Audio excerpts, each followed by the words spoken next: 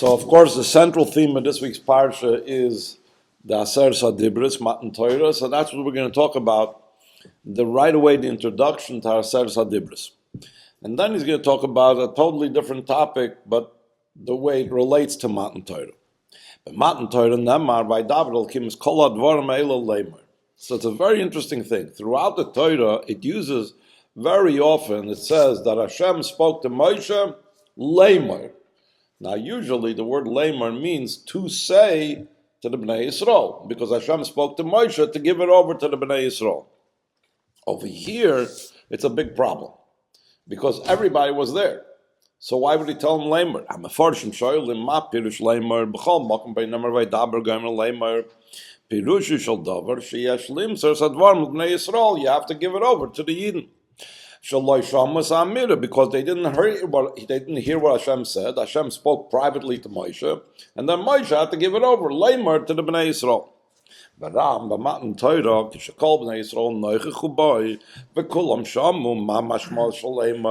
All Yidden were there. So therefore, who was he going to say it over to? Say it over to whom? Everybody's present. Everybody's there. Maybe you'll say that it's talking about Leymor to the next generations, to the following generations. We know that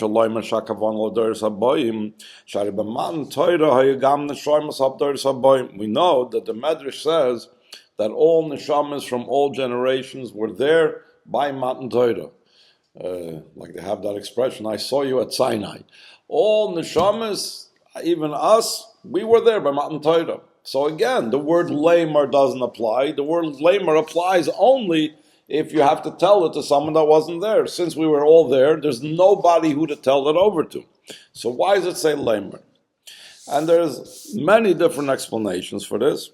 And then there's the Mezritcher Magid has a unique take on this. Magid Mezritcher Shmasayed Metaret in Yonishal Matan Torah hu lahamshich es Aseres Hadibros shebetoira letoich Asarah Maamoros shebahem nivra olam. Just like there was the 10 Commandments, the Aseres Hadibros, so too Hashem created the world with 10 amiros. It says, Vayomer Elikim Yihi Oir. Hashem said there should be light. Vayomer Elikim Yihi Rakia.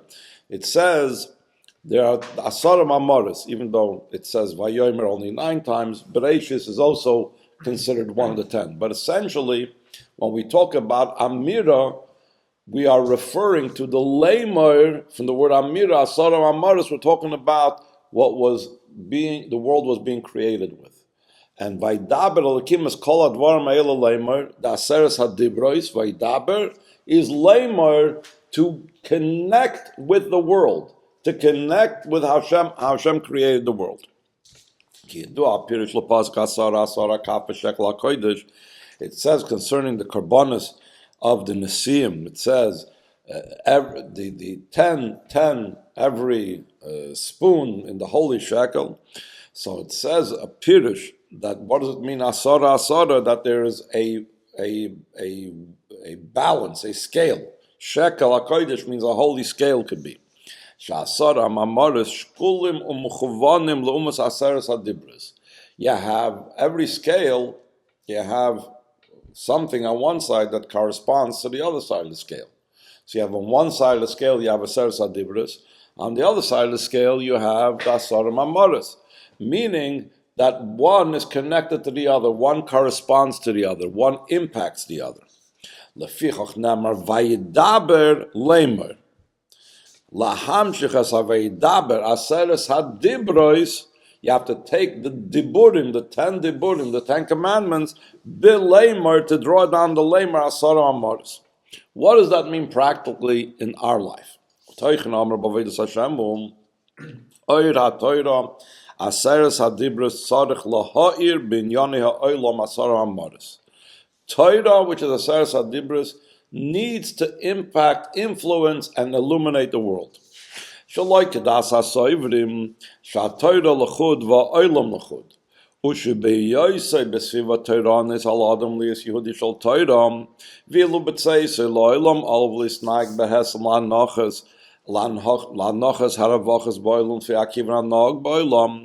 that that you could think that a person lives two lives. There's a Torah life. When he's in a Torah environment, he acts in a Torah way. But when he enters the world, when he's in a world environment, quote unquote, a secular environment, not in the place of learning, not in the place of davening, he's doing his own worldly things. He has to follow the approaches and the premise and the paradigm of the world. Adam nidrish shekol inyanav b'chlalam hakshurim b'olam hazeh yu lefi hanachas shel haTorah. What's demanded from a person is Vaidabra Lakim is called Varmeila Leymor. The 10 Dibros have to permeate the 10 Maamoros. Even in doing worldly things, even in the worldly things, has to be appreciated and felt and sensed the Aseres Hadibros. So the Rebbe right away says, we're not just talking about halacha. We're not just talking about, okay, I won't steal because I'm following the Torah in the world, etc. And I won't. That's not what he's talking about. It's obvious what's prohibited is prohibited. That's not under the discussion.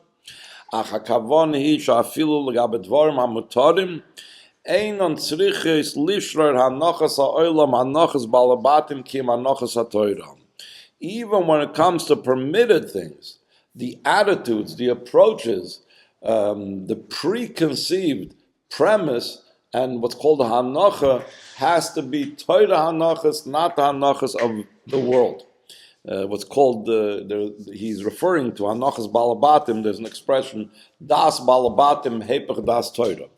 What the world thinks, what someone involved in the world thinks, is by its very nature against the view of the Torah. Just to give an example of what he's talking about, recently we're coming from the yahrzeit of the Frierdiker Rebbe Yud Shvat, and the Frierdiker Rebbe speaks in the Maimer that he gave out for his Istalkus, the famous Maimer known as Basi Legani. He says like this: there are certain things that Hanachas HaOlam says we have to do it this and this way. You eat X amount of hours, X amount of times a day. You eat certain times of the day. You sleep certain times of the day. And these things, the Frierdiker Rebbe says, are chayk v'lo yaver. You're not going to get the person to miss a meal. You're not going to miss the person to miss the times when he eats. This is when I eat breakfast. This is when I eat lunch. This is when I eat supper. When it comes to the times of davening, when it comes to the times of learning, so then, okay, today I'll push it off. I'll learn later. I'll daven later, or whatever. So he says that's the difference between hanachas ha'olam and hanachas ha'torah. What's the important things in life? What are the valuable things in life? My times of eating or my times of learning or davening? So this is a similar type of vein. The Aseres Hadibros have to impact the Asarah Maamoros, that the way my approaches to the world is in the way of a hanachas of Torah, the preconceived notions of Torah. Gimel.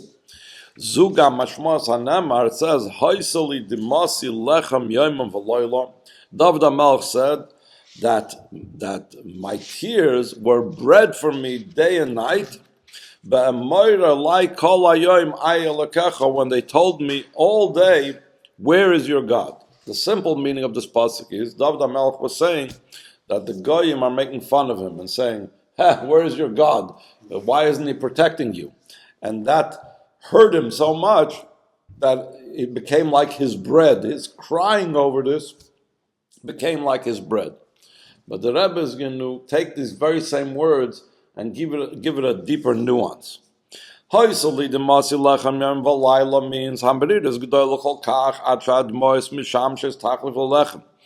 bitterness is so strong that tears take the place of bread. We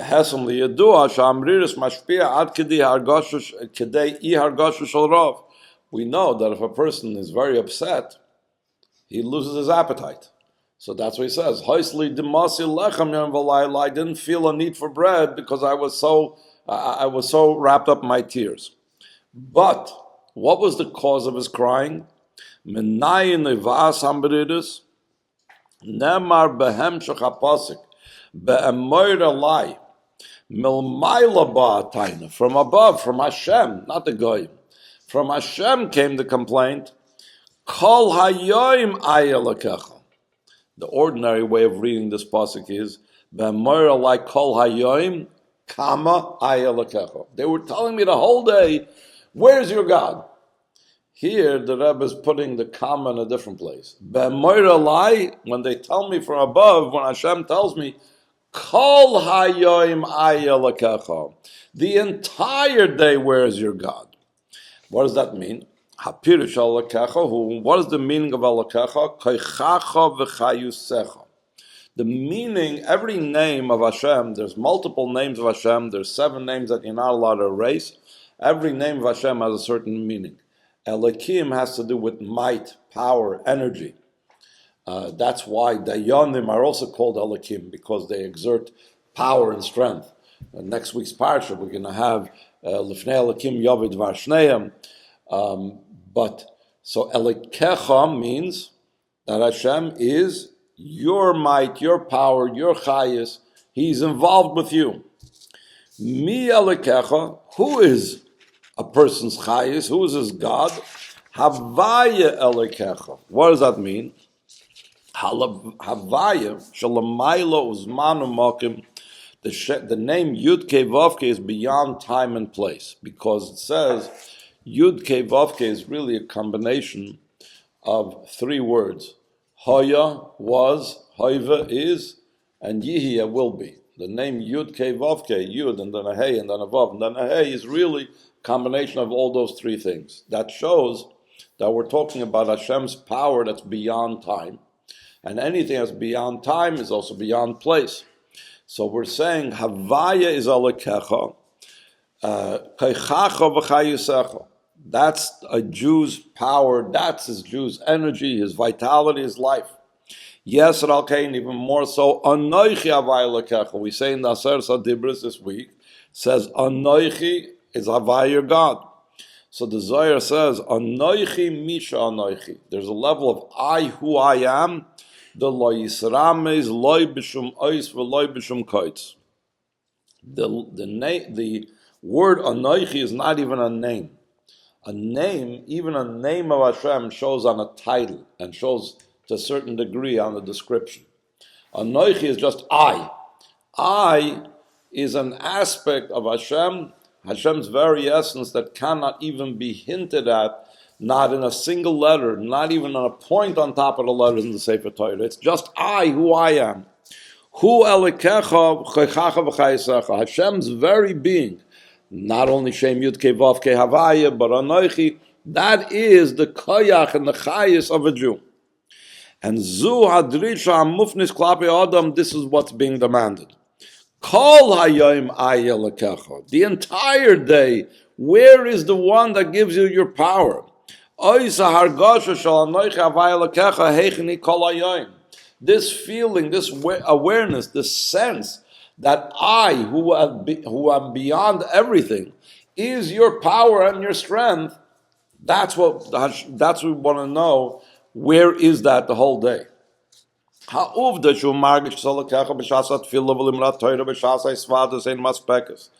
fact that a person feels that Hashem is your power and your God, when you're davening, when you're learning, when you're coming together by Fabrengen, the Rebbe says that's insufficient. Those few hours, of course, you're going to feel, hopefully, some connection with God. That's not the intention.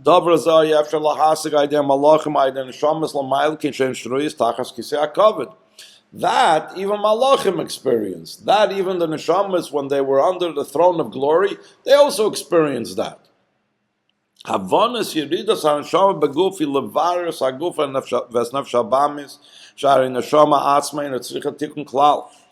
purpose and intention of the Neshama coming down to the body is to refine, to elevate, to purify the body and the animal soul, the Yetzer Hara.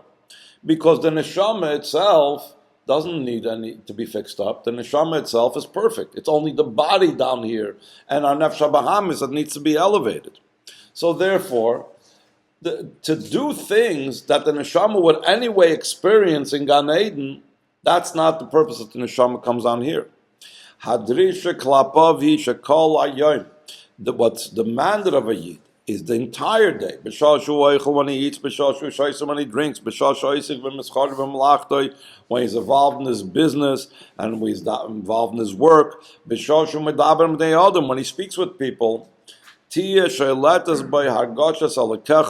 should be felt, the feeling and the sense that He's your God,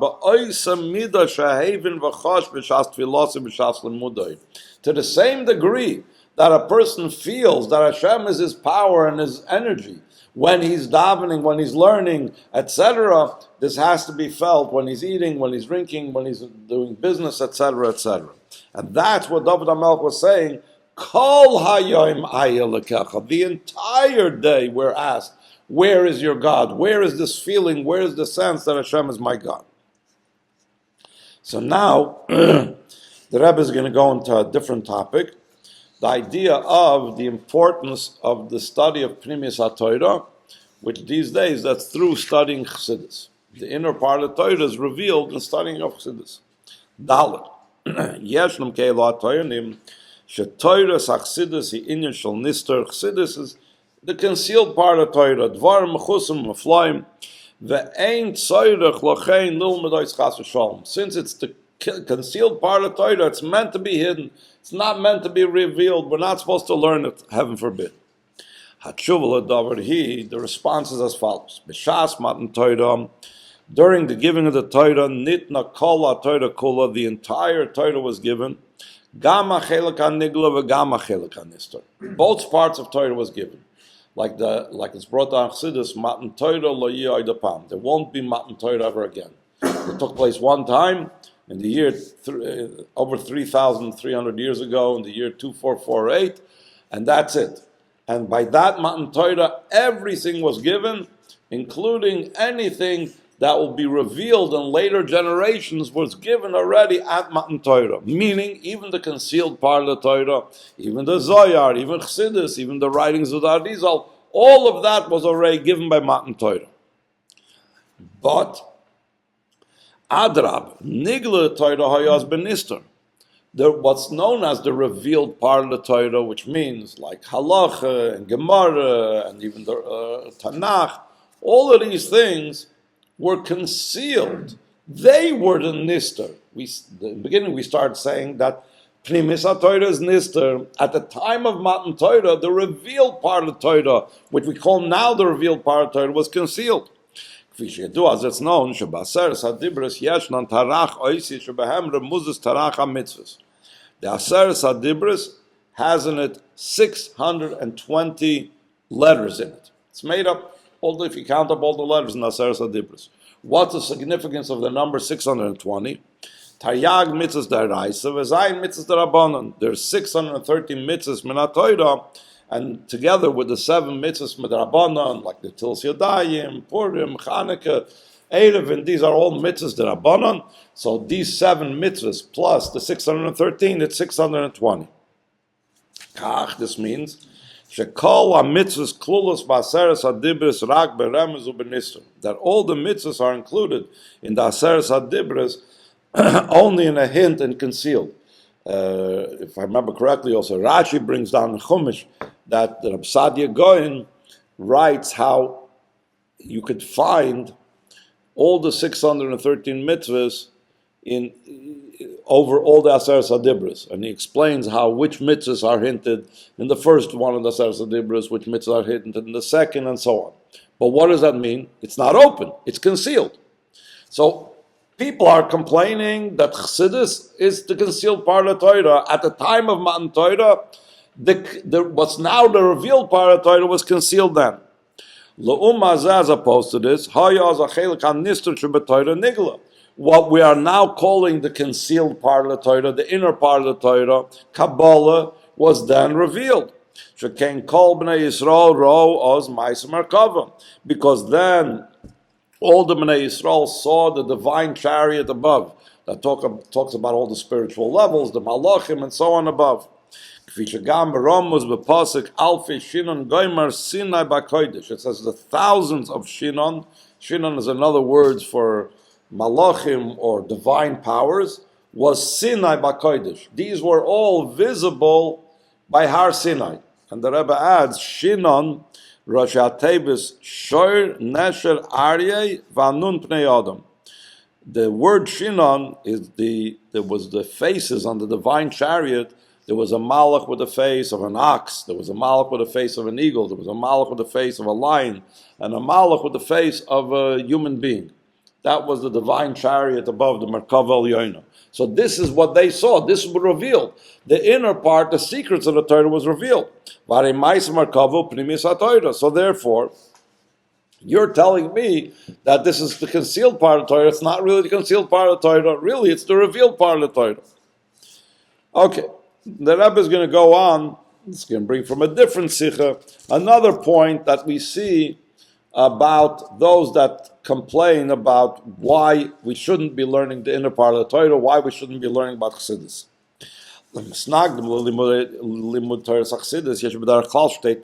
The opponents of studying Chassidus have two complaints. Aleph, it's important, so why now? Why not 500 years ago? It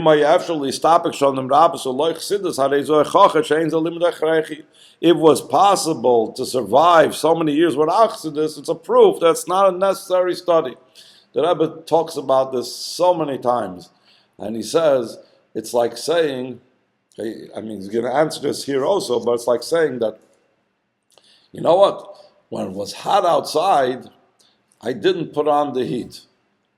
So why should I put on the heat? All the months that was hot outside, I didn't put on the heat. So why should I put on the heat now when it's cold? Now that it's cold, you got to put on the heat because now it's cold outside. The Rambam says this mashal. We can experience it with our own flesh now over here in Florida.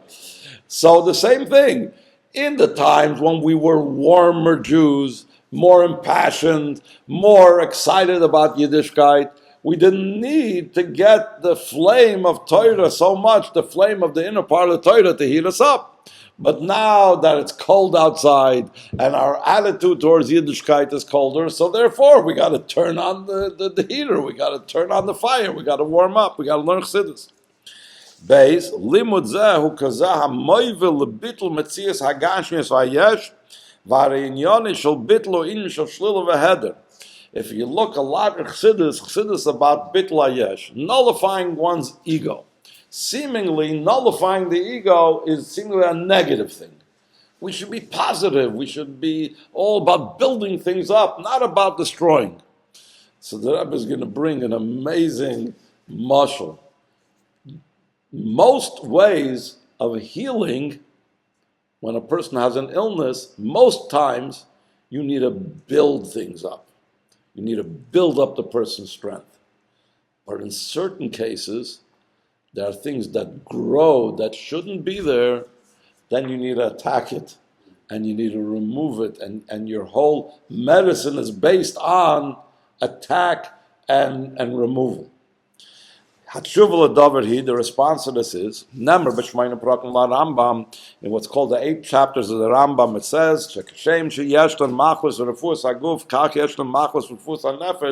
that the physical healing has similar things to spiritual healing.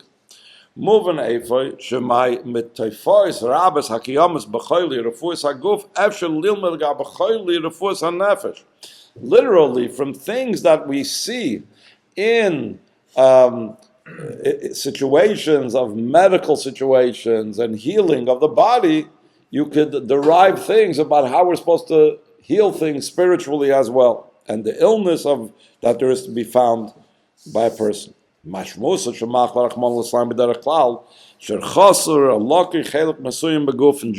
an illness is something's missing or something is weakened. A certain part of the body is suffering from a weakness or missing something. There's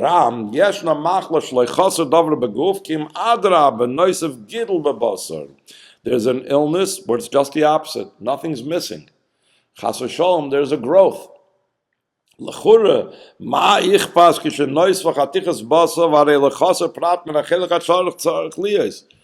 does it bother a person?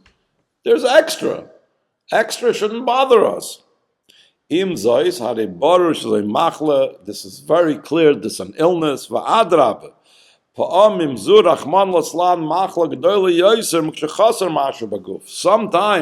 when a person chas v'shalom has a growth of something that shouldn't be growing and shouldn't be increasing, it's a worse disease than if he doesn't have something that he should have.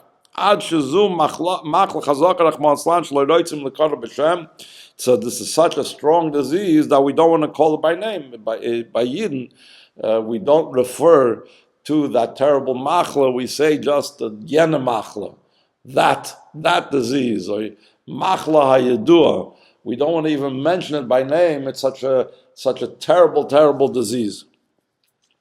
This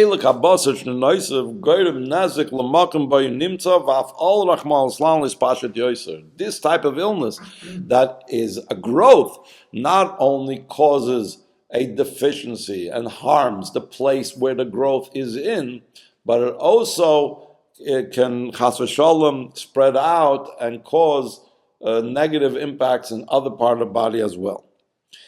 So now, since the disease is different, completely different, so its treatment is completely different. Kol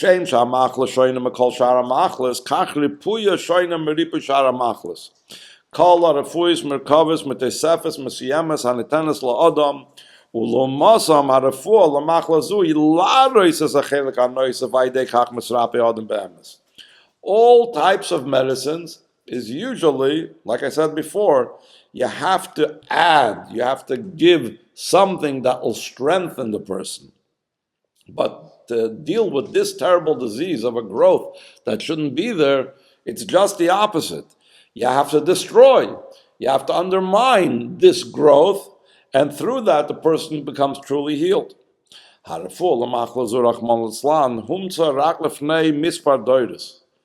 And again, we said about Chassidus, it's a new thing. It just came about recently.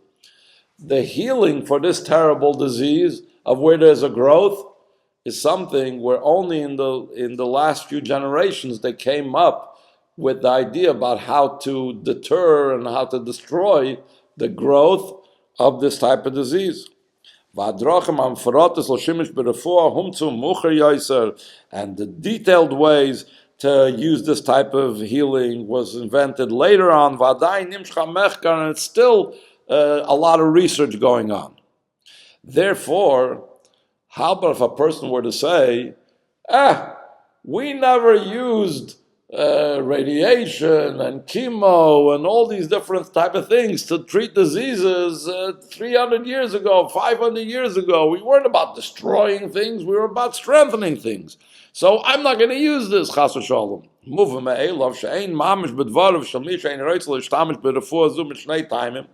If he has two reasons why he doesn't want to use it. If you're saying, you're giving me something that's going to make me weak.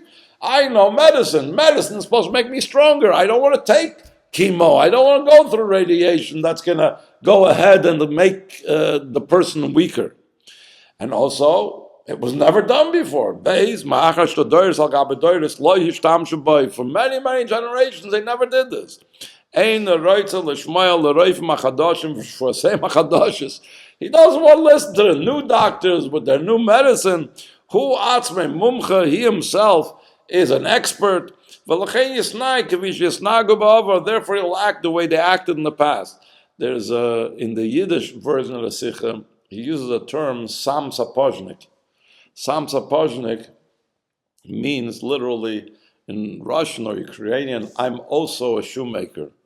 There was a story that once, maybe after a pogrom or something, there was this guy that was selling a pair of tefillin that he obviously got off of a dead Jew or a Jew maybe that he even killed. So the Jews asked him, where did you get this from? So the guy was not stupid. He realized this is leather. So it's some type of leather thing. So he said, I'm also a shoemaker. So the Rebbe used that expression over here about this guy that says, I'm not going to use these newfangled, medicines, chemo, and et cetera, et cetera. Sam Sapozhnik, I also know what is called medicine, what's not. Any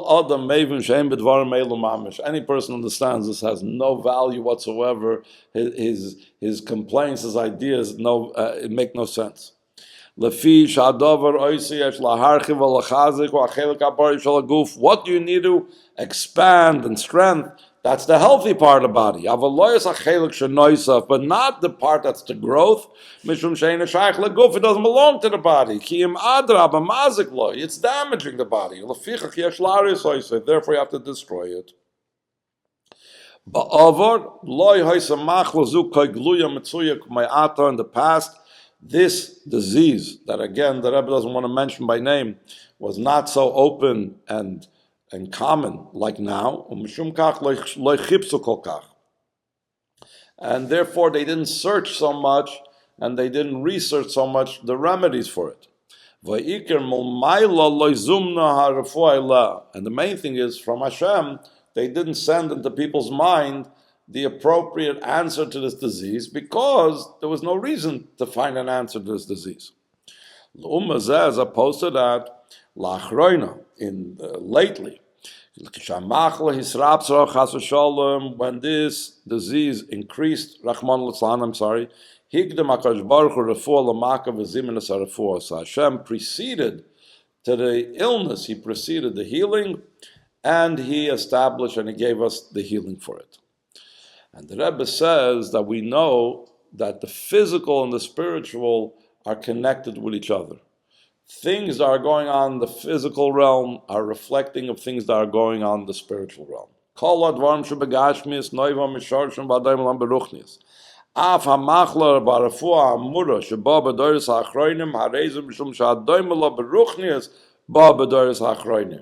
Why is there this physical illness down here now? Because spiritually there's an illness that's similar to that. And there's a healing that's similar to that in the spiritual that's specifically important in the latter generations. Hari'ata ikus of the Mashiach, now's the time when we hear the footsteps of Mashiach, or ikus of the Mashiach. Immediately will be fulfilled what the pasuk says, that He will place an end to the darkness. Therefore, it strengthened and increased the clip of Amalek, which we had at the end of last week's parsha, which Amalek, Chassidus explains, is chutzpah v'yeshes l'loy tam v'loy maniyah. Amalek, his style of attack is a type of nation and represents a type of evil that makes no logical sense. It has complete arrogance for no reason. It's called, in Kabbalah, it's called chutzpah b'li taga, chutzpah without a crown. There's a person that feels arrogant, but he has at least a reason in his mind to feel arrogant. That means he has a crown. He's like a king that's wearing a crown, and therefore he feels reason to be arrogant. Amalek, Chassidus brings down, is a type of arrogance without reason. This is like this increase of ego. This is this growth, just like the physical growth in the body. This is a spiritual growth that shouldn't be there. There's an increase for no reason.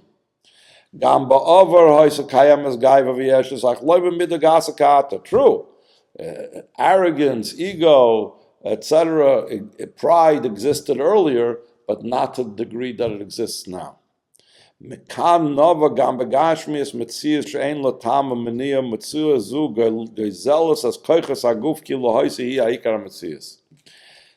is also the reason why down here in the physical as well came into being an existence that has no cause, has no reason to be. It makes no sense that this growth should be here. It has no purpose.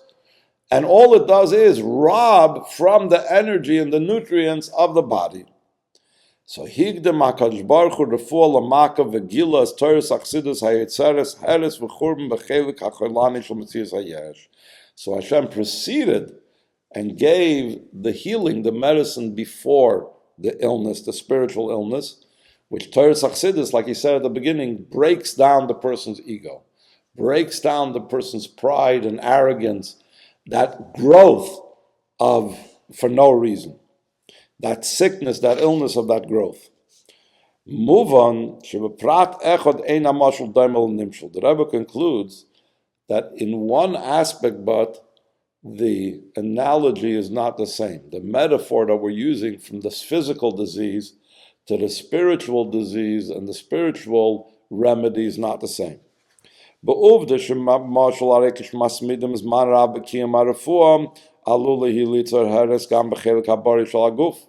If a person has to go through a lot of treatment to be able to minimize this growth, after a while, the healthy parts of the body are going to suffer as well.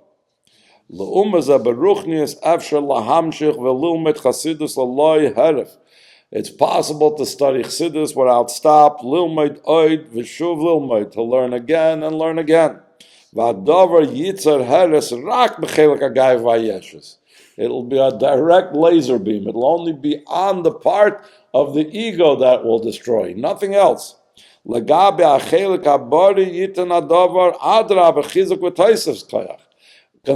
the healthy part of the person's soul, it will not just not weaken it, it will strengthen it, it will give it more power. It says about Torah that it's oiz v'tushia. The Chazal say, tushia l'nefesh habamis, it weakens the animal soul, v'oiz l'nefesh halakis, it's strength for the godly soul.